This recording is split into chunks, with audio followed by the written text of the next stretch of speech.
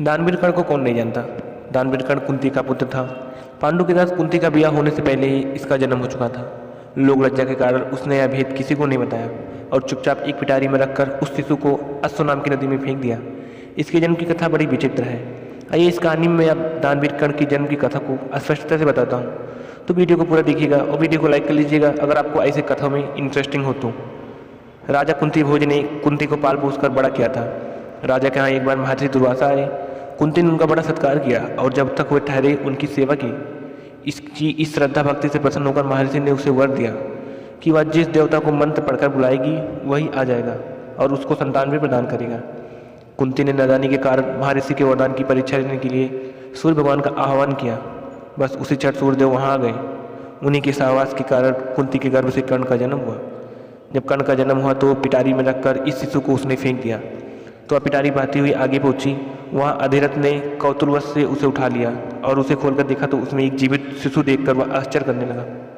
शिशु की निरीह अवस्था पर करुणा करके उसे अपने घर ले आया और उसका पालन पोषण करने लगा।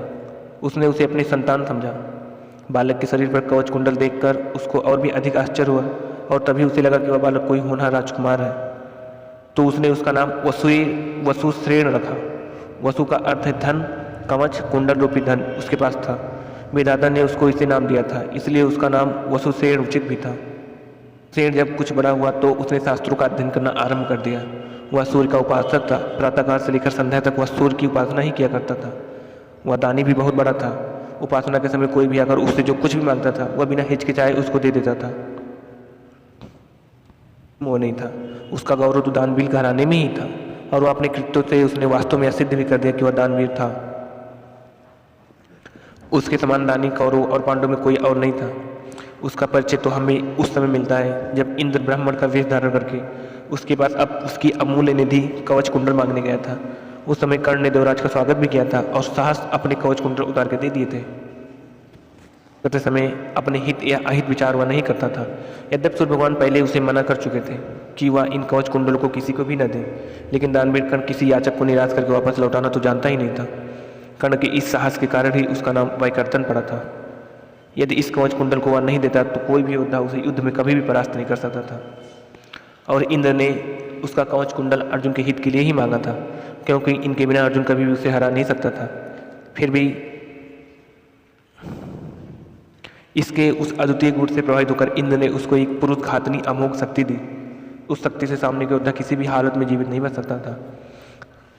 तो उस अस्त्र को कर्ण ने अर्जुन के लिए रखा था, लेकिन श्री कृष्ण ने चाल चली और कर्ण की उस शक्ति को घटोत्कच पर चलवाकर अर्जुन के जीवन पर आए इस खतरे को सदा के लिए ही मिटा दिया। घटोत्कच जो आकाश में विचरण करके कौरवों पर अग्नि की वर्षा कर रहा था और जिसने एक बार तो सारी सेना को पूरी तरह विचलित ही कर डाला था। शक्ति लगते ही इंद्रजीव को पृथ्वी पर गिर पड़ा। नहीं कुशल था। एक बार जब महाराज धृतराज की आज्ञा से कौरव पांडु की अस्त्र शिक्षा की परीक्षा के लिए एक समारोह किया गया था, तो अर्जुन ने अपने अस्त्र शिक्षा के कौशल से सबको चकित कर दिया था। उसने ऐसी ऐसी प्रक्रियाएं कर दी कि किसी भी योद्धा की हिम्मत ही नहीं होती थी कि उसका जवाब दे सके। एक विजेता की तरह के कौशल दिखाकर वह प्रशंसा लूट रहा था। दुर्योधन उस समय हाथ पर सा होकर चुपचाप बैठा था। अर्जुन का कौशल दिखाना उसके सामर्थ्य की भी बाहर था। उसी समय कर्ण वहाँ आ पहुंचा और उसने मैदान में आकर अर्जुन को ललकारा। अर्जुन, जिस कौशल के बल पर तू यहाँ सबको चकित कर रहा है और सभी से प्रशंसा लूट रहा है, उसे मैं भी करके दिखा सकता हूँ। यह कहकर उसने धनुष पर बाण चढ़ाकर वहीं सब कुछ कर दिखाया जो अर्जुन ने किया था। चारों ओर से कर्ण की जय जयकार होने लगी। दुर्योधन का चेहरा अर्जुन के प्रतिद्वंदी को देखकर खिल उठा। उसने उसे हृदय से लगा लिया। उसने उसे अर्जुन के साथ द्वंद्व युद्ध करने के लिए प्रेरित भी किया। दुर्योधन की बात मानकर उसने अर्जुन को इसके लिए चुनौती दी।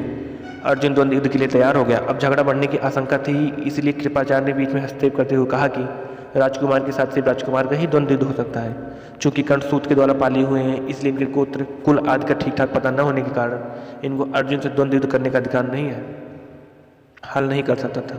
वह हक्का बक्का से अर्जुन का मुंह ताक कर रह गया। दुर्योधन को भी इसे धक्का लगा, क्योंकि कर्ण के द्वारा अर्जुन का मान चूर करने की उसकी भी योजना थी। जब कर्ण इस दुविधा में पड़ा हुआ आगे अपने पैर नहीं बढ़ा सका तो दुर्योधन ने उसे राजाओं की श्रेणी में डालने के लिए अंग देश का राज्य दे दिया। राजा होने के नाते वह अर्जुन या अन्य किसी राजकुमार के साथ युद्ध कर सकता था, लेकिन संध्या होने के कारण वह वाद विवाद थम गया और सब अपने अपने घर चले गए। उनसे प्रतिद्वंदी के रूप में मिला। अर्जुन से उसकी विशेष रूप से शत्रुता थी। वह उसकी प्रसिद्धि को सह नहीं सकता था। अनेक अस्त्रलोधक वह अर्जुन के सामने आया, लेकिन अपना कुल गोत्र न बता सकने के कारण उसे सामने से हटना पड़ा। वह सूत्रपुत्र कहलाता था क्योंकि सूत ने ही उसको पाला था। इसी कारण द्रौपदी के स्वयंवर में भी घूमती मछली की आंख बेचने की सामर्थ्य रखते हुए भी उसको अवसर नहीं दिया गया।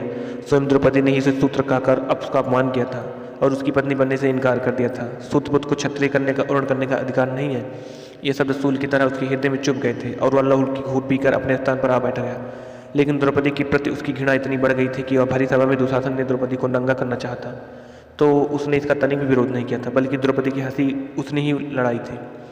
जब दुर्योधन के भाई विकर्ण ने कौरवों के इस घृणित व्यवहार की निंदा की तो कर्ण ने उससे कहा था कि विकर्ण, तुम अपने कुल की हानि करने के लिए पैदा हुए हो। अधर्म अधर्म तुम पुकार रहे हो। द्रौपदी के साथ जो भी व्यवहार किया जा रहा है वह ठीक है। वह दासी है और दासी के ऊपर स्वामी का पूरा अधिकार है। यह कहकर उसने द्रौपदी के द्वारा किए गए अपने अपमान का बदला चुकाया था। उस समय उसका हृदय पत्थर की तरह कठोर हो गया था। उसे 5 पुरुषों की व्यभिचारी स्त्री कहा और हर तरह से उसे धिक्कारा। उस समय प्रतिरोध की आग में जलते हुए उसने उचित अनुचित का विचार बिल्कुल छोड़ दिया।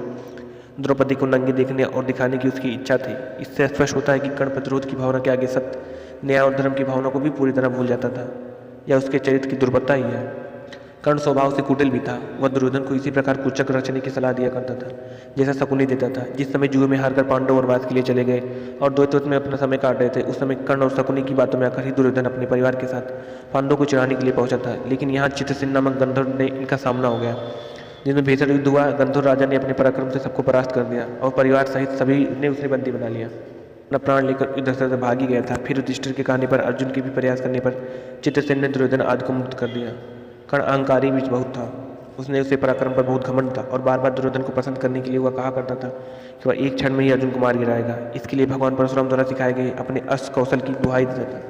यहाँ तक कि भीष्म पितामह, गुरु द्रोणाचार्य आदि के सामने भी वो अपनी सीखी बखाड़ने की बाज नहीं आता था। एक दिन पितामह से ना रहा गया और उन्होंने इसे फटकारते हुए कहा, दुर्भिमानी कर्ण, व्रत की बात क्यों करते हो? खादो दाव के समय श्री कृष्ण और अर्जुन ने जो वीरता प्रकट थी उसको याद करके तुम लज्जित होना चाहिए। क्या तू श्री कृष्ण को साधारण व्यक्ति समझता है? वो अपने चक्कर से तेरी सम्मोह शक्ति को खंड खंड कर देंगे। व्यर्थ दम करना एक सच्चे वीर का पुरुष नहीं है।